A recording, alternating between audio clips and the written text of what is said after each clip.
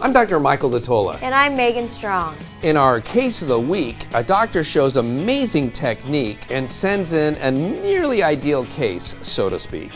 You're a poet and I didn't know it. And then in the news, a set of botched veneers gives new meaning to the term bridezilla. And SCOTUS puts dentists on notice that patients can have their teeth bleached at Lotus Day Spa. That and more on today's Chairside Live.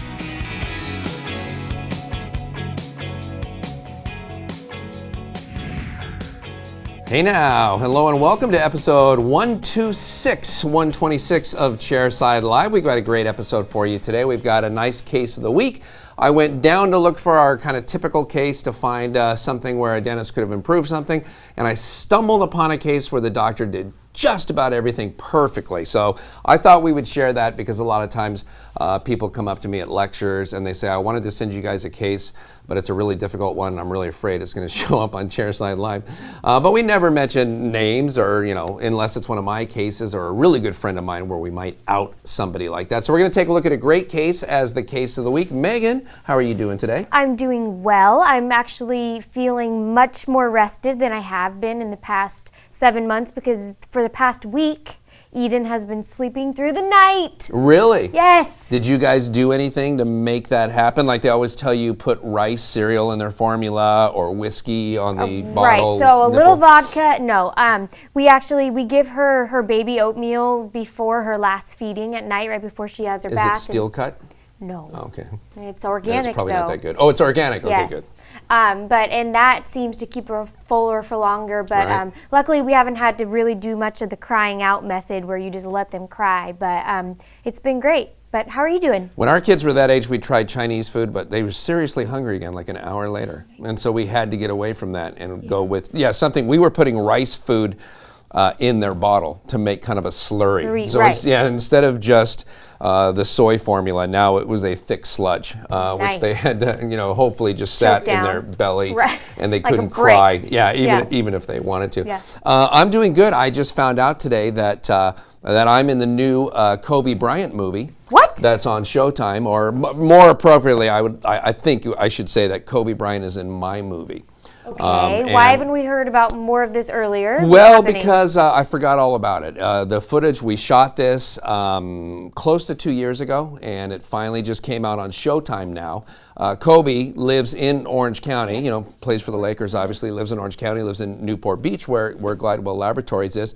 And so he goes to the gym that I go to. And so they were filming one of his rehabs, not this one, not the shoulder thing, but a previous rehab a couple of years ago. And they had some footage of him working out in the gym. And you can clearly, without any sign whatsoever, tell that I'm in this shot as well. So it's Kobe and his trainer, and then my trainer, Mike Brandmeier, and this wonderful shot of me, and that's my arm. Or is that an arm? I can't, that just looks like, is that a python? Is that a rope? Why is there just muscle hanging from that Scary. machine like that? That's, please. Who brought that gun into the gym? But It's that, painful. can you tell it's me? I mean, besides the shaved head, or I guess I would probably have to. You've seen me from that angle. I Look. wouldn't. Okay. Yep. Does that look like me? It does. See? There it does. But I got to tell you, I wouldn't know that man from Adam. So I'm sorry. Well, the funny thing was that people who are watching this who know my trainer, who's the lead trainer over there, Kobe brings his own. He rolls with his own trainer. Saw the trainer in there and freezed it, and he started getting texts. It just came out this week. So he started getting texts from friends going, hey, you're in the Kobe documentary. And then this morning when I lifted with him, he said, oh, you're in the Kobe documentary. And then when I saw this, I was like, I'm barely in the Kobe documentary. They didn't even get a release from me, even though you see that what appears to be a human bicep, but it's just so big and so cut that I don't know. So Oh, it's so painful. Well, Hollywood's calling, apparently. There it is. So a TV show here. I thought you would be the first one to make an appearance in a movie, but no. No. And by the way, this really isn't a TV show, but This? yeah, wouldn't you call this a web series? I would, yeah, but that sounds so depressing. Okay. TV show. Yeah, TV show. Where can I watch it? You can't. That's what I always tell people. KDOC. I meant just make up a channel and say, Right. I watch there. All right. Like I said, we've got an interesting case of the week because it's a doctor doing just about everything as perfectly as can be done. In fact, let's take a look at that now. In this week's Case of the Week, we have an occasion to look at a doctor who did many, many things right. And so I thought we would take a look and show that. First of all, we've got a custom tray. This happens very infrequently. It's my favorite kind of custom tray. It's an upper custom tray that has no pallet in it. And as we typically say, when you make a custom tray like this and you leave 3 millimeters of relief from the diagnostic cast, you pretty much always can be guaranteed to use the least amount of polyvinyl siloxane that's possible, especially when you leave the pallet out like this. So if you make it yourself, there might be a little extra cost, or if you have the lab make it, certainly, but you can save on some polyvinyl impression material as well. This has been poured already, so we have a little tearing there on the mesial margin, but you can see we have impression material beyond the margin as we look all the way around here. And of course, that's now part of my definition of what an ideal impression needs to have, is material beyond the margin. You know, the first 13 years of my career, all my impressions just kind of stopped and were really indistinct and stopped here. And it wasn't until I switched to the 2-chord technique that I was able to start getting some material past the margin. And you can see how thick it is. That's how I know this is definitely a 2-chord impression. There's just no other way to get this much impression subgingival. For example, you could use a diode laser and actually open up the sulcus to get impression material into the sulcus, but it would never be this thick. You know, it's only this thick when you've had a cord in there, a larger cord, like maybe a size 2 cord, and you take it out, and then you can't have any fluid in there as well. So even if you used a 1-chord technique and put it in a size 2 cord and pulled it out, you would not get this thick wall of material there, because the bleeding would start and it would compete for space in the sulcus with the polyvinyl siloxane material. We can see a nice margin all the way around. Again, on the bicuspid, we can see that flash that we're looking for. We want to see impression material beyond the margin, because then beyond a shadow of a doubt, we know our technicians are going to be able to read the margin absolutely perfectly. So this is going to be for a Bruxer bridge, so we're going to have to look and kind of take a peek at whether or not the rule of 27 is going to fly here. So we can look at the mountain models quickly, and we can see that we do have enough reduction for a Bruxer here. In fact, we have more than enough, which is fantastic. We always talk about 0.6 millimeters as the minimum amount of reduction for Bruxer crowns or bridges, but 1 millimeter is actually the ideal or the preferred amount of reduction. So just because you can do 0.6 millimeters doesn't mean that you should. For example, if you've seen the hammer test where we smash a Bruxer crown with a hammer into a piece of wood and it doesn't break, that's at 1.5 millimeters thick. So solid zirconia definitely gets stronger as it gets thicker. Now, the rule of 27 talks about the connector between the pontic on a zirconia bridge and the abutment. So we're not measuring here like we would be for occlusal reduction. We're actually measuring from the soft tissue across to the opposing arch to see how much space. And again, if you'll recall, the rule of 27 essentially states we want to have 3 millimeters of vertical space from occlusal to gingival, and then 3 millimeters of width from buccal to lingual. And on both of these, because of the amount of soft tissue that's been lost here, we have plenty of room, so we won't violate the rule of 27. So I guess the good news about this defect that's here is that it makes it rule of 27 compliant. You might remember a case from a few episodes back where a dentist sent in a case like this, but this edentulous area in between the two preps was perfect. There was no defect at all. And because there was subgingival margins and no defect on the ridge, it violated the rule of 27 because the zirconia had to come up and over and around this perfect ridge. And so we ended up having to go with a PFM bridge instead of zirconia. The good news about this defect is if in fact you want to do a solid zirconia bridge as the dentist has requested, that defect leaves enough room, so this is going to be plenty strong. By the way, in that 3 millimeters by 3 millimeters, when you're looking at 3 millimeters of occlusal height for the connector versus the 3 millimeters buccal lingual width, always that vertical component's the more important. And that makes sense because that's exactly the direction the patient's going to be chewing and putting all that stress in. So if you have 4 millimeters like you have here, you can almost make it narrower, well, you can make it narrower buccolingually and go to maybe 2 millimeters and not have the connector be so thick because you have 4 millimeters here. So the vertical is the more important dimension, and that's why the actual formula for determining the rule of 27 is the height squared times the width. So 3 times 3, 3 squared is 9, times 3 is 27, and that's why it's called the rule of 27. But you can see if you put a 4 in there, 4 squared is 16 times, oh, I'm horrible at math. I'd ask producer James, 16 times what equals 27? I'll guess 1.7, but I have no idea. Please don't write in and correct me. That was a total guess. But you can see how the more vertical connector height you have, the narrower the connector can be buccal lingually. And that's true in the anterior as well. So let's go ahead and take a look at that bridge as it comes out of the oven.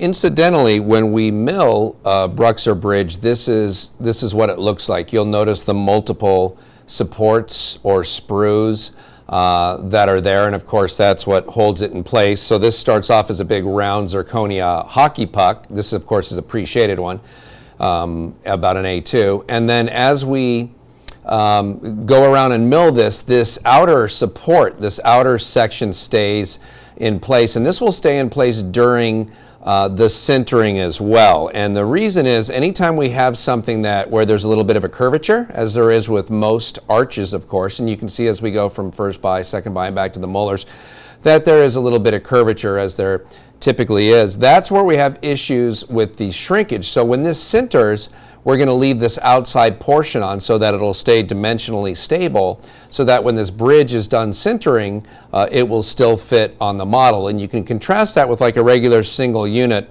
of Bruxer, whether it's posterior or anterior. And when you have just a single unit like this, when it gets milled, as you might recall, is about 20%, 21% oversized, and then it shrinks while it sinters and goes to its final shape, size, and strength in the oven as well. But because it's a single unit, we can just put the crown into the oven by itself like this, and it will shrink very uniformly and still fit on the die very well. But when we do this on a bridge and we have some sort of curvature, that's where we found that we had issues with the fit if we didn't leave this outside reinforcement on. And so when this bridge sinters and shrinks the 20% that it's going to shrink to get to its final size, we leave this outside support on it so that it does in fact still fit the model very well once it comes out and is ready to be stained and glazed. So here is the bridge now that it's been de-sprued and it's been cut out of this support as it went through the oven and it was sintered. So at this point it's ready for some finishing and any staining and glazing that needs to be done. By the way, when our technicians cut this bridge and cut those sprues off to take it out of here, if you ever walked through the lab, you will notice that they're always using water as they're going in and cutting it off. If you don't use water, you will see a lot of sparking. If it's a technician who, some of the technicians, depending on how much zirconia they work on, will have water coming out of their hand pieces. Typically lab pieces don't have that, so there'll be a squirt bottle that they're using to keep everything wet as they cut through there. And really anytime you're adjusting zirconia in the mouth, you should have the water on as well. I know that's not entirely practical, so if you're not doing that, just use very light, short touches like that so you don't overheat it. It's really about not generating a lot of heat on the surface of the zirconia. By the way, this bridge happens to be the second one that was made for this case. This is the first one that was made, and it was actually rejected by QC because of its positioning in the arch. So let's take a look at that and you'll be able to see perhaps why it was rejected. When we do things in CAD/CAM, for example, when it proposes a bridge like this to fill a space like the one we have in this particular case, it's a lot like a biotemp, the design is, in the fact that you have a design, but the system really doesn't position it for you. It basically comes up with something that has an occlusal scheme that will match the opposing according to the bite. It takes into consideration the contact of the adjacent tooth, in this case, the distal of the cuspid. But what it really doesn't do is buccal lingual positioning, for example. And so it mills something for you that will fit over the preps, but it has to be positioned correctly. So in a sense, it's kind of like a Biotemps bridge. You know, if you ordered a Biotemps bridge like this from us, you would know that it should fit passably over the preparations, but that you still have to reline it to pick up the preparations. And so essentially that's when a design is proposed, one of the things the designer is doing is positioning this correctly in space and then the software will adapt the space that is left for the inside to the margins itself. And so when this went to QC and they looked at this bridge, this patient does have a crossbite, and the doctor did indicate to leave the patient in the crossbite. But the finisher looked at it and felt, that's just too far towards the lingual. That's too much space that's been left there. And so when the software actually designed this, the designer left it too far to the lingual, and there's not enough on the buccal. And so it was rejected, an in-house remake, and a new one was milled, that one that we just took a look at.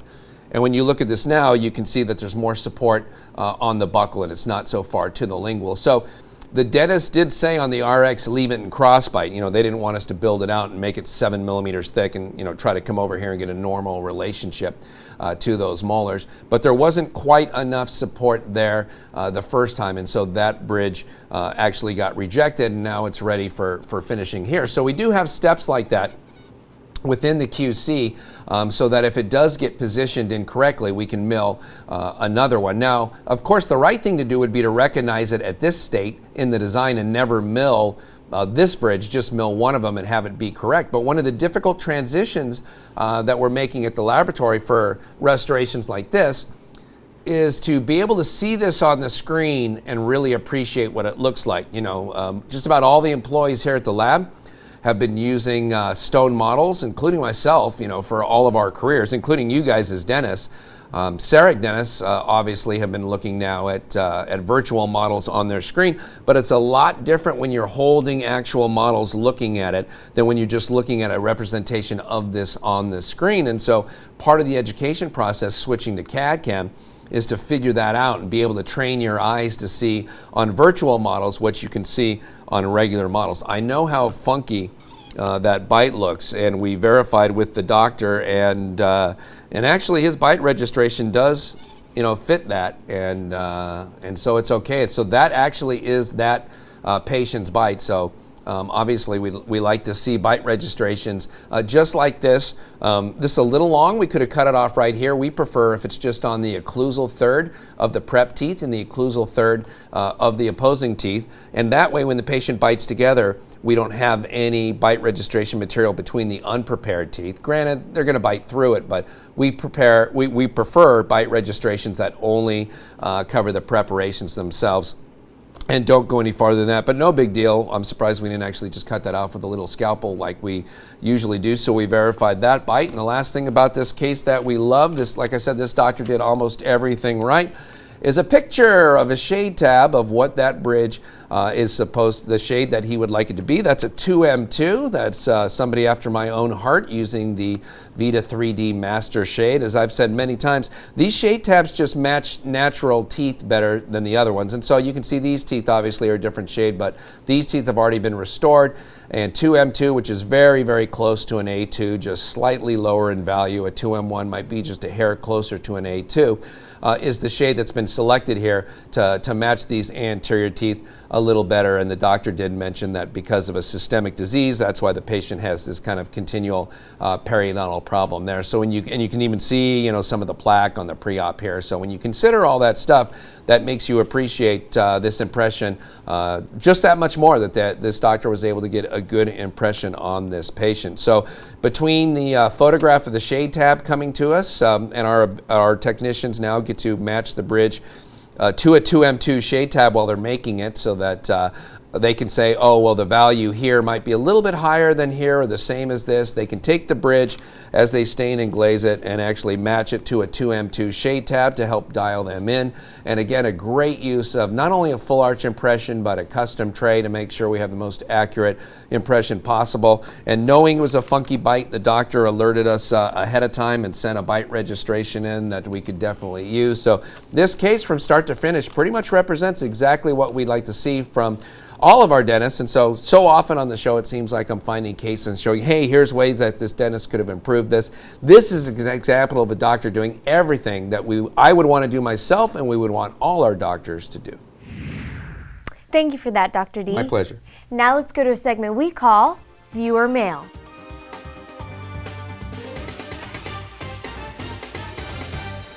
This week's viewer mail comes to us from a longtime viewer of Chairside Live who's wrote in before, and he writes again. This is Marshall Horowitz, and he writes, Dear Dr. D, I am watching Chairside Live episode number 124, and the solution is quite simple for the buccal. The tooth clearly had a deep undercut on the buccal due to an abfraction lesion. The deeper the lesion, the more the buccal needs to be reduced to avoid an undercut.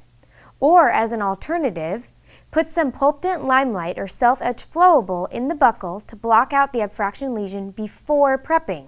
So when the buccal is prepped, there is no over-reduction and the gingival margin can be seen. Best, Marshall Horowitz. Yeah, Marshall, that's a great suggestion. So yeah, anytime we look at a tooth like a lower bicuspid and we see that kind of abfraction lesion, and I just saw in Pete Dawson's new textbook, Dr. Dawson's textbook, where he talked about those being a result of toothpaste abrasion, not toothbrush abrasion, but toothpaste abrasion, as opposed to what I was taught when I got out of school, that it was the flexure of the tooth back and forth that caused it to happen. But I would always ask myself, well, why does it only happen on the buccal? You know, if the tooth is flexing laterally, why don't we ever see abfractions on the lingual? And furthermore, if it's going back and forth and chipping off, why don't we ever see patients coming in with pieces of tooth? So I actually like the toothpaste abrasion idea because patients are able to crank so much harder on the buccal than they are on the lingual, and it also kind of implies that it's a very slow abrasion, erosion that happens as opposed to kind of chunks coming off. But that being said, I love your idea of anytime we see an abfraction lesion, you know, a lot of times you'll look at it and go, well, by the time we prep it, that'll probably be part of the prep. And like you said, you can prep the buccal enough to incorporate that. But why not if you can use something as easy as Pulp-Dent's Limelight or the self-adhesive flowable that I'm actually most familiar with is from Kerr. It's called Vertice Flow. And it's the same type of thing. It's a flowable composite that's got the self-etch chemistry built into it. So literally, you don't have anything to etch. You put it on the tooth and agitate it in place for 15, 20 seconds, cure it, and then you can just add more on top of it and cure it again. So it's a self-etch where you don't actually have to do any acid etching of the tooth, and build out that abfraction, overbuild it a little bit if you want to, and then prep the tooth as you normally would. So that's an absolute great suggestion. And Marshall sent a few pictures along with them, as he always does. Nice. And it's very interesting because he donates a lot of his time to doing charity dentistry, and that's one of the things that I love about him. So here he is. He's the one on the right. Oh, that's him. Oh, okay, gotcha. See, yeah, I could see confusing. how it would kind of throw you off, but that's him. He typically doesn't paint his face on trips like this. He does seem to stand out from the rest a little bit of the crowd, and he goes and does this amazing work. And usually he'll do one trip a year. I think he's done more than one trip a year on occasion. And he also gets asked to do other things that aren't even particularly dentistry, because it's not like they have a doctor in there, you know, most of the time, and they just need a dentist. Sure. So here he is, for example. Dear Lord, why? Anesthetizing a patient's leg before this abscess is drained. I'm pretty sure he's never done that before, or at one point when he was on one of these trips, he was asked to do this, but he looks very comfortable. And it's not like he thought this was her mouth and he's just off by 3 or 4 feet. You know, this is the close. It's obviously that it needs to be lanced and drained, and so he's able to give some anesthetic so that it's not going to hurt. And this patient is probably very, very grateful that he's able to doing this. But this is part of the excitement of going on these trips. Excitement? Well, yeah. I mean, besides, we're always just, you know, putting needles in people's mouths, and that becomes routine. Dare I say, boring? And I don't think you would ever let me do this. If, let's say you were going to have your legs waxed, for example. I don't think you would let me anesthetize your legs to do this. So this is one of those trips where you can do that. And Marshall's going out doing some great stuff for every community that he comes in. Good for you, Marshall. That's awesome and disgusting. By the way, I have a second. We've been getting so much feedback on this. I actually have a second viewer mail. I'll just read it since it's here from Dr. Forsberg. Again, about the problem of having an undercut on the buccal of a preparation like those bicuspids. Dr. Forsberg says, I dry the tooth and I look down the buccal corridor without a mirror to see if there's an undercut. Then I look from the lingual with the mirror to see if there are any undercuts on the mesial and distal, and then I look down from the occlusal with a mirror. The key for me is looking down the buccal corridor at a dry tooth. For some reason, when a tooth is wet, the undercuts are hidden. And I totally agree. That's a great point. When it is wet, I lose, if I have depth cuts on the tooth, they fill with water and you can't tell. But anytime you have water, the surface tension kind of holds it on the prep, and it almost makes it kind of ideal. Like it'll sit in that undercut and the surface tension will hold it there, so it has to be dry. But usually when we're looking at an undercut, we're always looking straight down on the prep to see if it's undercut. And what Dr. Forsberg is saying is, hey, there's a couple other ways to look for it. Look at it down this way, shooting down the buccal corridor, and then he looks from the lingual to shoot through and look through this way at the mesial and the distal as well. And so most of the time in dental school, I was taught to close one eye, literally, and then take the mirror and put it over the tooth and look to see for the undercuts. But it's a tough way to do it, and it's tough at times looking down to see if you can see your margin. And I like this suggestion to look down the buccal corridor, one great way to look at it, and then put your mirror on the lingual and shoot through both ways. And so since Marshall's won before, I think Dr. Forsberg is going to be our letter of the week, if that's okay with you. I say it's all right. And looky here, I've got a Bruxer adjustment and polishing kit. And of course, because of the small particle size of these diamonds, this can also be used not only on monolithic restorations like Emax, it can be used on feldspathic porcelain, and probably one of its best uses is on natural teeth. It's going to leave such shallow scratches that it's going to be very easy to polish that if you do an occlusal adjustment. Tell me a little bit about the picture, Megan. Well, this picture is just beautiful, I would say. It's our first episode back. And we're both, that was a loud chomp you just did. And we're both smiling and happy and just. I just thought you were going another direction. You're like, this picture, I hadn't seen it. This picture is just. Then beautiful is not what I expected. I thought it'd be a little more enthusiasm leading into it. Well, no. Normally it's, me making some obnoxious face or whatever.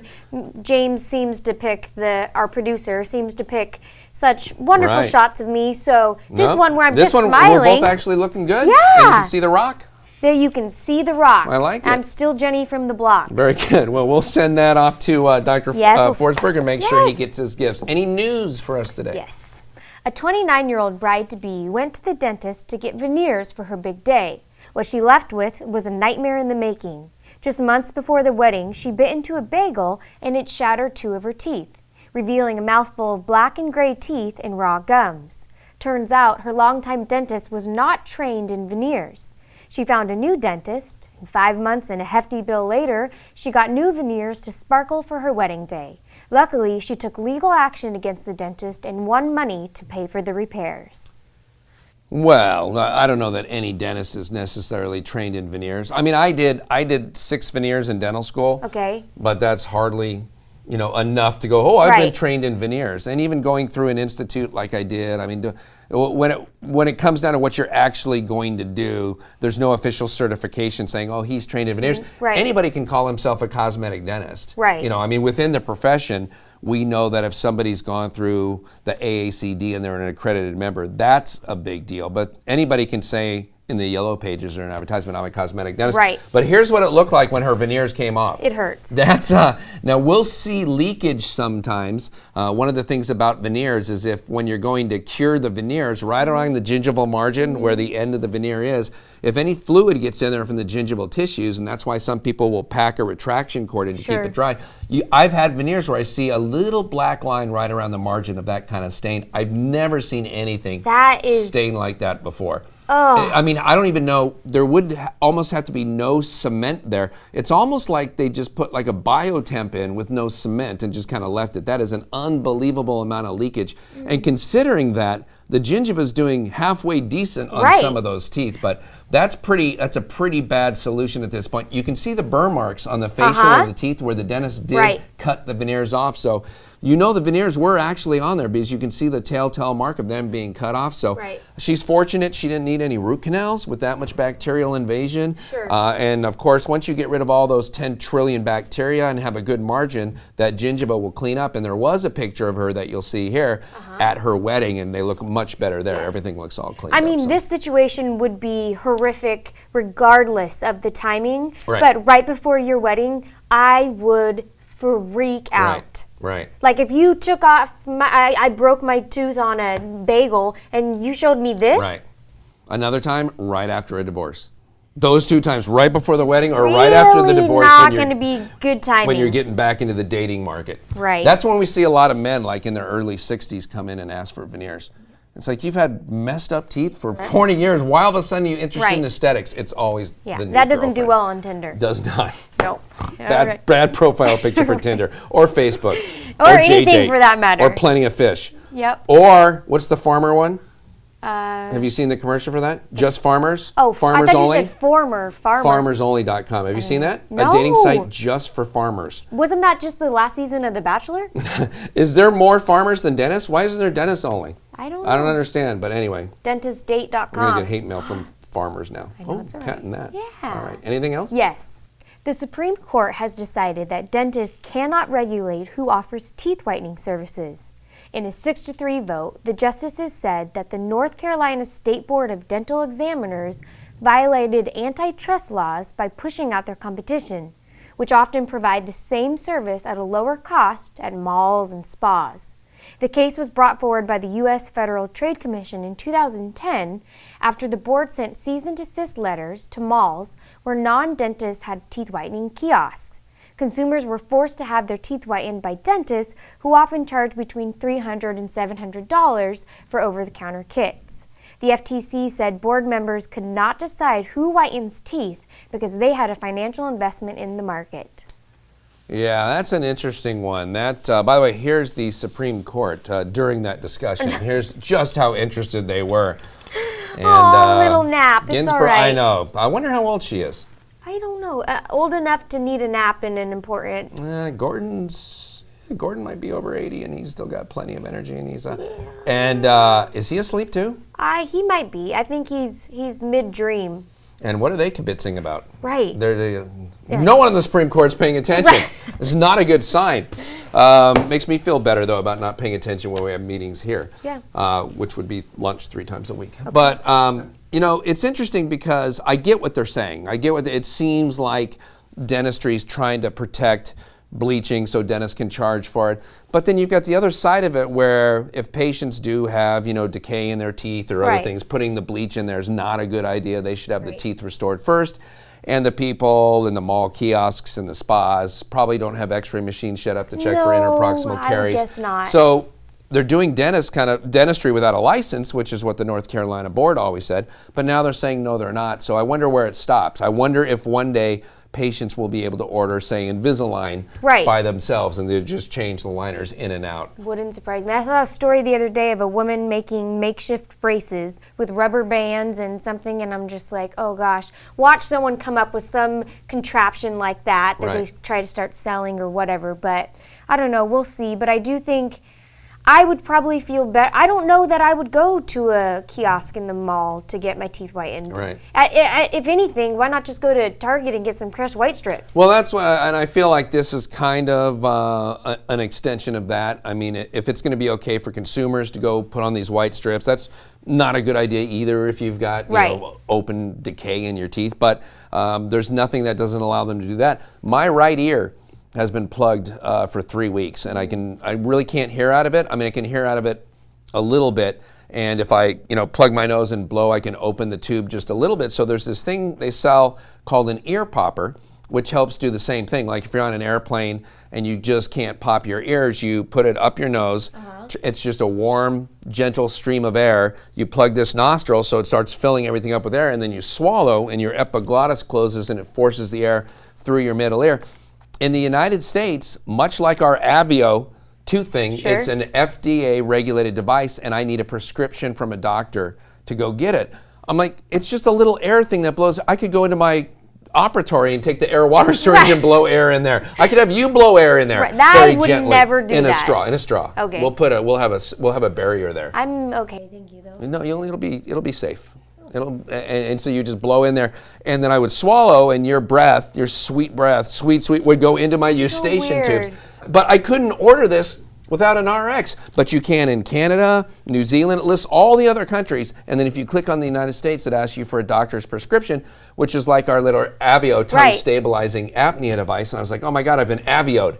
All I wanted was something to blow air up my nose, and they want a doctor's prescription. So I'm like, this is ridiculous. And maybe that's how consumers feel about whitening their teeth as well. Because there could be some ENT who would come on and go, well, Mike, you could do great damage to yourself.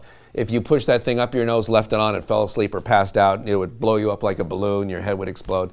Maybe there is some big downside there. So I see it as kind of the same thing. So a gray area, I could argue it either way, but we'll see. We'll just have to wait and see if the rest of the states kind of follow suit. If California see what does too. happens. All right, well, that about wraps it up for this edition of Chairside Live. On behalf of myself, Meg, and the whole CSL crew, and everybody here at the lab, I want to thank you for your time and your continued commitment to quality dentistry. We'll see you next time.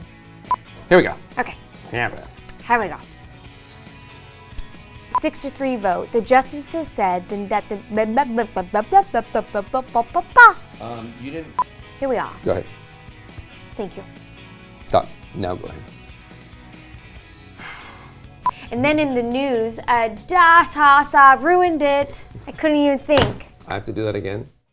Your breath, your sweet breath, sweet, would go into my eustachian tubes.